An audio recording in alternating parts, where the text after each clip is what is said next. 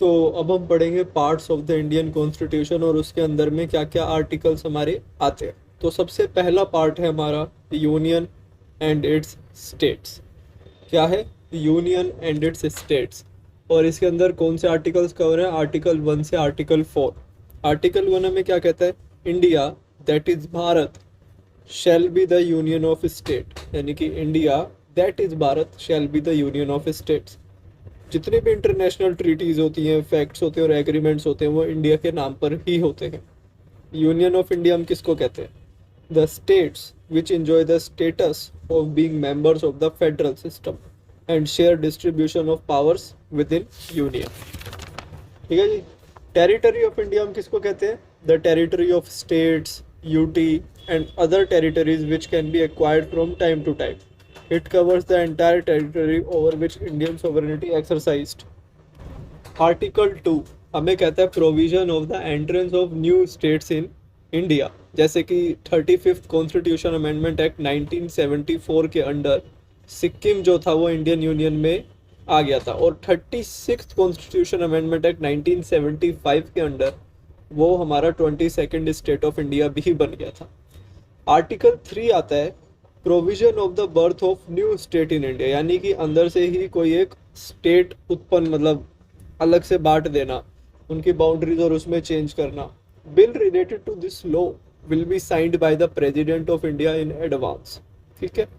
1956 में हमारे यहाँ 14 स्टेट्स और 6 यूनियन टेरिटरीज थे, लेकिन आज के टाइम पे यहाँ पे 28 स्टेट्स और 8 यूनियन टेरिटरी है। अब आता है article 4। Any law affecting Article 1, 2 or 3 can be made by an ordinary bill. Constitution amendment is not compulsory for these three laws. ये हमारा आर्टिकल 4 कहता है। 100 कॉन्स्टिट्यूशन अमेंडमेंट एक्ट 2015 था, जो कि था land boundary agreement between the India and Pakistan. ठीक है जी। अब हम पढ़ेंगे पार्ट 2। पार्ट 1 क्या था? Union and it's states. Part 2 क्या है? Citizenship. The Constitution provides for the single and uniform citizenship for the whole of India। ठीक है। यूएसए और स्विट्जरलैंड में there is dual citizenship. Central government के पास ही सारी पावर होती है रिगार्डिंग द सिटीजनशिप, और उसमें कोई कुछ नहीं कर सकता। Any state government and court has no power in this regard. 5 अगस्त 2019 को citizenship of Jammu and Kashmir rendered infructuous by an order signed by the president of India। ठीक है जी। अब हम पढ़ेंगे आर्टिकल 5। पार्ट 2 में आर्टिकल कहाँ से कहाँ तक है? आर्टिकल 5 से आर्टिकल 11। पार्ट 1 में 1 से 4, पार्ट 2 में जो कि है सिटीजनशिप आर्टिकल 5 से 11। तो आर्टिकल 5 हमें क्या कहता है? Definition of citizenship. At the starting of the constitution of India the person will be considered the citizen of India if the person is born in India, जिसके पेरेंट्स इंडिया के citizen हो, who has been living in India for 5 years, who is domicile of India since 26 जनवरी 1950, whose parents are born in undivided India. Article 6 हमें क्या समझाता है? About the citizenship of people migrated from Pakistan to India. People who came on 19 July 1948 and spent minimum 6 months। कौन सी date को है? 19 जुलाई 1948, और यहाँ पे 6 महीने बिताए हैं किस डेट से पहले? 26 जनवरी 1950। अगर उन्होंने इसके बीच में 6 महीने बिताए हैं तो they will be given the citizenship of India. Article 7 हमें किस बारे में बताता है? जो लोग इंडिया से पाकिस्तान चले गए थे। आर्टिकल 8 किस बारे में बताता है? पर्सन ऑफ इंडियन ओरिजिन, उनकी सिटीजनशिप के बारे में। यदि कोई व्यक्ति या उसके माता पिता या कोई भी पूर्वज अनडिवाइडेड इंडिया में जन्मे हैं और स्थायी रूप से भारत के बाहर निवास कर रहे हैं, तो पंजीकरण द्वारा वे भारत की नागरिकता ग्रहण कर सकते हैं, except countries like Bangladesh and Pakistan. ठीक है जी। आर्टिकल 9 है termination of the citizenship. Article 10 हमें बताता है existence for the rights of the citizenships. The rights of the citizenships cannot be terminated until the parliament makes law for that। यानी कि जब तक कि पार्लियामेंट को कोई लॉ नहीं बनाएगा तब तक हमारे fundamental rights can not be terminated. Article 11 हमें क्या कहता है? कि पार्लियामेंट के पास राइट है अमेंडमेंट्स करने के लिए in the law of citizenship. First citizenship act कब हुआ था? 1955 में। और अमेंडमेंट्स कब कब हुई हैं? 1986, 1992, 2003, 2005, 2015 और 2019 में। ठीक है जी। अब हम पढ़ेंगे 5 ways to get the citizenship of India: by birth, by descent, by registration, by naturalisation और by acquired territory. 3 ways of terminations are renunciation, termination और deprivation. अब the Citizenship Act of 2003 provides for the dual citizenships for the people of Indian origin in 16 specified countries, or the Citizenship Act of 2005 recognizes the overseas citizenship and provides for their registration in India. अब हम पढ़ेंगे हमारे part 3 के बारे में, जो है fundamental rights. इसके अंदर कौन से आर्टिकल से कौन से आर्टिकल तक की कहानी है? आर्टिकल 12 से article 35।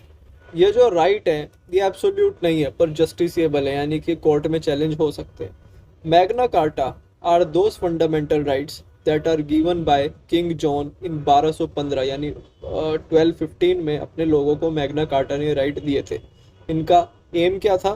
To develop one's personality, to control the power of government, to maintain equality among people, to give one the freedom of speech and expression, to establish a government by law, physical, mental and moral growth, to resolve the political, social, economical and religious places.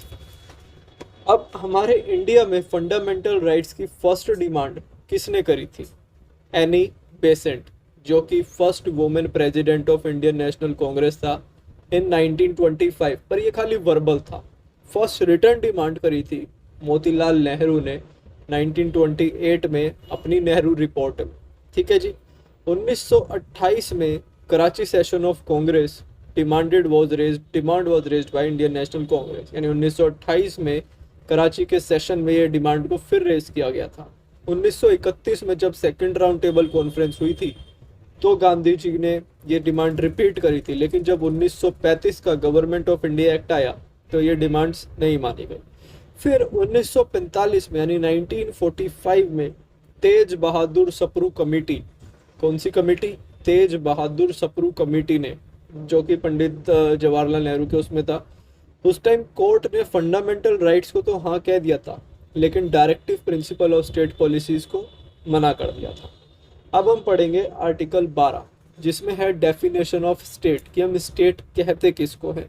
State में include होते हैं ये सारे: central government, parliament, state government and legislative divisions, gram panchayat, municipality, nagar nigam and other boards, any post or body which is established by government of India, president of India and governor, जजेस of Supreme Court and high court. तो article 12 is all about the definition of state. Article 13 किसके बारे में कहता है?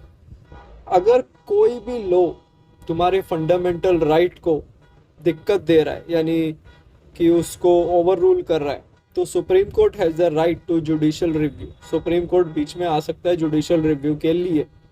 अब हमारे fundamental rights कौन कौन से होते हैं? सबसे पहला है राइट टू इक्वालिटी, जो कि आर्टिकल 14 से article 18, right to freedom article 19 से article 22, right against exploitation article 23 और article 24, right to freedom of religion article 25 से article 28, cultural and educational right article 29 और 30, और right to constitutional remedies article 32।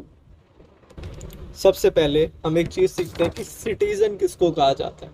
Citizen is used for the Indian citizen, और कुछ ऐसे laws होते हैं जो सिर्फ इंडियन सिटीजन्स के लिए ही होते हैं, यानी खाली सिटीजन्स के लिए ही होते हैं। वो होते हैं 15, 16, 19, 29 और 30, यानी कि आर्टिकल 15, 16, 19, 29 और 30 ये सिर्फ सिटीजन्स के लिए है। और पर्सन किसको कहते हैं? बाहर के फॉरेनर्स भी इसमें इंक्लूड हो जाते हैं।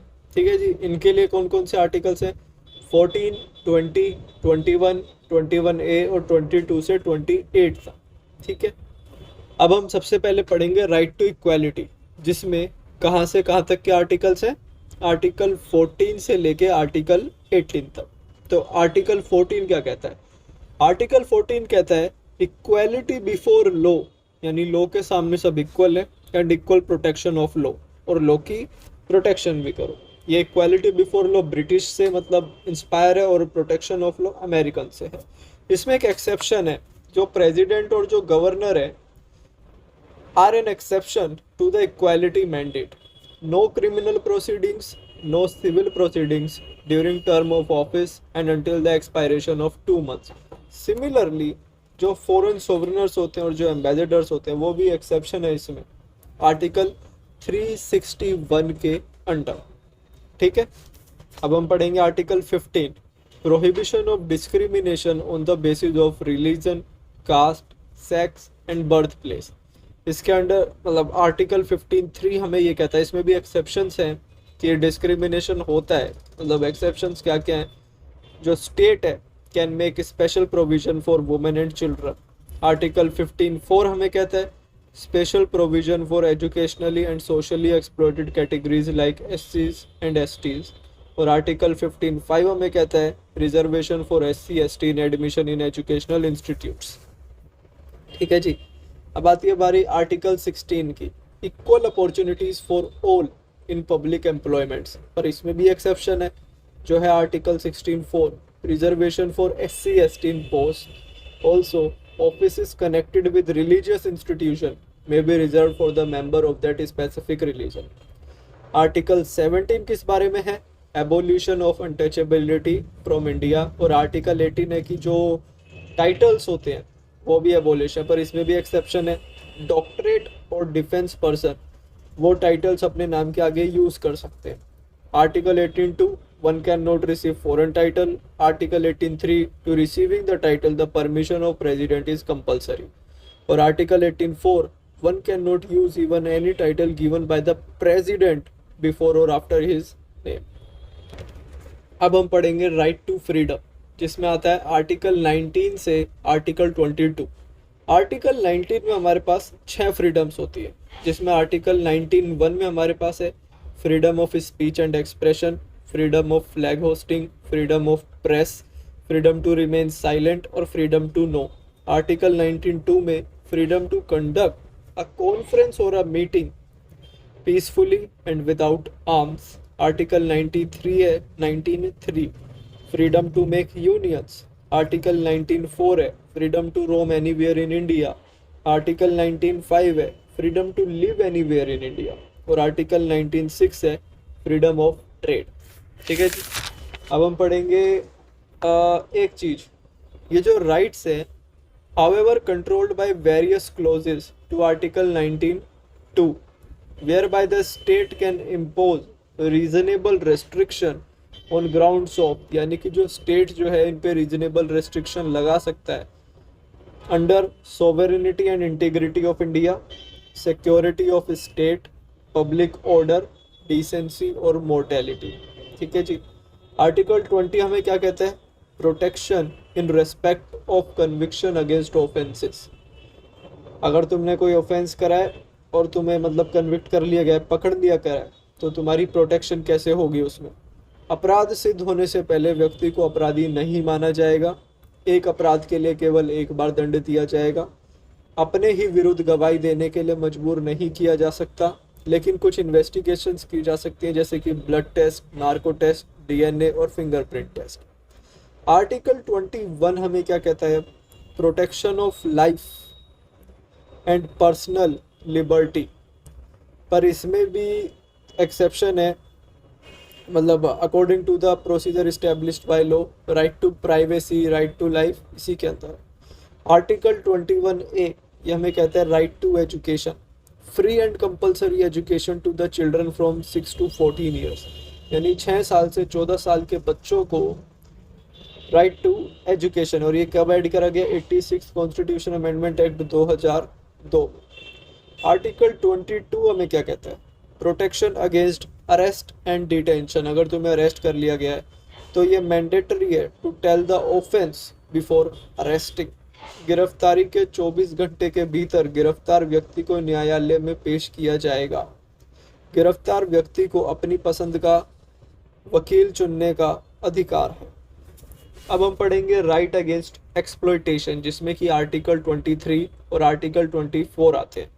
तो आर्टिकल 23 के किस बारे में? Prohibits trafficking in human beings and forced labour. However this does not prohibit the state from imposing compulsory service. Article 24 किस बारे में है? Prohibits employing children below age of 14 years in any hazardous employment. ठीक है जी। अब हम पढ़ेंगे right to freedom of religion, जिसमें आर्टिकल 25 से आर्टिकल 28 तक है। आर्टिकल 25 हमें क्या कहता है? Provides freedom of conscience and free profession practice and propagation of religion subject to public order, mortality and health.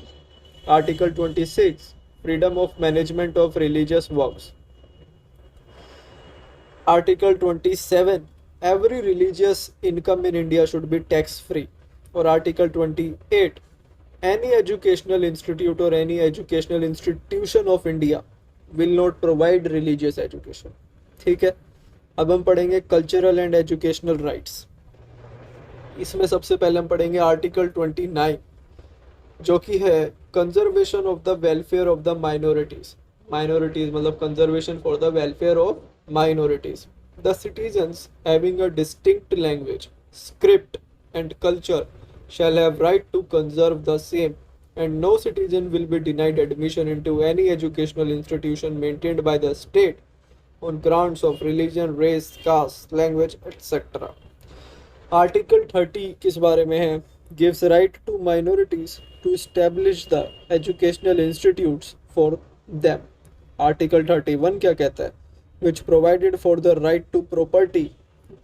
ये वैसे 44th कॉन्स्टिट्यूशन अमेंडमेंट एक्ट 1978 में हटा दिया गया था और इसको 300A आर्टिकल के अंदर एक लीगल राइट बना दिया गया है। तो अब ये फंडामेंटल राइट नहीं है। कौन सा? आर्टिकल 31। अब तीन और आर्टिकल्स हैं, आर्टिकल 31A, 31B और 31C। Validate and save the certain laws which may otherwise turn to be the violation of the fundamental rights. Article 31A क्या कहता है? Saves laws which further agrarian reforms. Article 31B saves the laws specified in the 9th schedule of the constitution, यानी कि law of land reforms, from being declared constitutionally void on the ground of the violation of any fundamental right. और article 31C किस बारे में कहता है? Provides that any law which seeks to implement the directive in article 39B और 39C shall not be void for inconsistency with Article 14 and Article 19. अब हम पढ़ेंगे राइट टू कॉन्स्टिट्यूशनल रेमेडीज, यानी कि आर्टिकल 32। इसको B.R. अम्बेडकर ने कहा था कि ये heart and soul of constitution है। It gives right to every individual to move the Supreme Court directly in the case of the violation of fundamental rights. और अगर तुम्हें हाई कोर्ट जाना है तो ये तुम कौन से आर्टिकल के अंडर जा सकते हो? आर्टिकल 226। अब हमारे पास 5 टाइप की रिट्स होती हैं। सबसे पहले हेबियस कॉर्पस, जिसको हम कहते हैं produce the body. By issuing such a writ the court can require that a person who is a prisoner to be brought before it to obtain knowledge of the reason why he has been detained and to set him free if there is no lawful jurisdiction for his detention. The writ of the habeas corpus cannot be issued in following cases: when the person against whom the writ is issued is not within the jurisdiction of the court, वो court की jurisdiction में है ही नहीं, या तुम court of record या parliament की proceedings में कॉन्टेम्प्ट कर रहे हो तो भी ये रिट नहीं कर पाओगे। और to secure the release of a person who has been imprison for a criminal charge, अगर क्रिमिनल चार्ज है तो भी ये रिट नहीं हो पाएगी। अगला आता है हेबियस कॉर्पस यानी प्रोड्यूस द बॉडी के बाद मैंडेमस, यानी कि वी कमांड। इसमें क्या होता है? It is a command which can be issued to any inferior court or to any public or quasi public authority which has refused to perform its legal duty. It is a high prerogative unit of a most extensive remedial measure. Mandamus भी 2 conditions में नहीं दी जा सकती। किसके लिए? The president and the governor of state के उसमें, या किसी भी प्राइवेट इंडिविजुअल या बॉडी के अगेंस्ट में। ठीक है। अब अगला आता है prohibition, The writ of prohibition is issued by the Supreme Court or the High Court to the lower court अगर वो अपना काम ढंग से ना करे, ठीक है. The object of writ is to compel lower court to keep themselves within the limit of their jurisdiction. अगली जो रिट आती है वो आती है सर्टिरोरी, जिसको हम कहते हैं टू बी इन्फॉर्म्ड ऑफ और to be certified. The writ of certiorari can be issued by the Supreme Court or any High Court, quashing the order passed by an inferior court, tribunal and quasi-judicial authority. The condition necessary for issue of such writ is that a court, tribunal or officer must have passed an order against acting without jurisdiction or in excess of the judicial authority by law in such court, tribunal or officer. Unlike prohibition, certiorari is both preventive and curative. Till recently, the writ of the certiorari could be issued only against the judicial, quasi-judicial authorities and not against the administrative authorities. लेकिन 1991 में supreme court ने कहा कि नहीं, तुम administrative authorities के लिए भी ये करोगे. प्रोहिबिशन और सर्टिरोरी दोनों ही लेजिस्लेटिव बॉडीज मतलब is not available against legislative bodies and private individual or bodies. Prohibition is available during the pendency of the proceedings and before the order is made. Order बनने से पहले तुम prohibition लगा सकते हो, लेकिन सर्टिरोरी जो है can be issued only after the order has been made. ये आफ्टर द ऑर्डर हो सकती है सर्टिरोरी. को वारंटो, ये हमारी पांचवी रिट है जो है by what authority. It is a writ or order to any authority who occupies the public office or liberty who is asked to show by what authority he claims to be a public office. अब हम पढ़ेंगे limitations on the enforcement of fundamental rights. Parliament के पास power है to modify or restrict the enforcement of the fundamental right in cases में जो मैं आपको बताऊंगा. सबसे पहले आर्टिकल 33 की it can modify the application of fundamental rights to armed forces, public forces और intelligence organization, ताकि वो सारे अपनी हद में रहे और अपनी हद में रह के काम करें. आर्टिकल 34 मार्शल लॉ के बारे में बताता है. पार्लियामेंट में by law indemnify any person in the service of the union or state for any act done by him in connection with the maintenance or restoration of order in such area or validate any sentence passed or act done when martial law is in force. Article 35 हमें क्या कहता है कि parliament के पास right है fundamental rights के लिए laws बनाने का. आर्टिकल 309 हमें क्या कहता है, it can modify the application of fundamental rights to the civil servants in the interest of efficiency, integrity, impartiality, discipline and responsibility. Article 358 provides that when the proclamation of emergency is made, मतलब जब emergency लगी होगी, कौन से article के अंदर, article 352 के अंदर, तो the freedom guaranteed by the article 19 are automatically suspended and would continue to be so far the period of the emergency. Article 359 हमें क्या कहता है, it empowers the president to suspend the right to move any court for the enforcement of the fundamental rights during the period of the national emergency. Note मतलब कुछ बातें कि जो state legislature है उसके पास कोई राइट नहीं है फंडामेंटल राइट्स को मॉडिफाई करने का.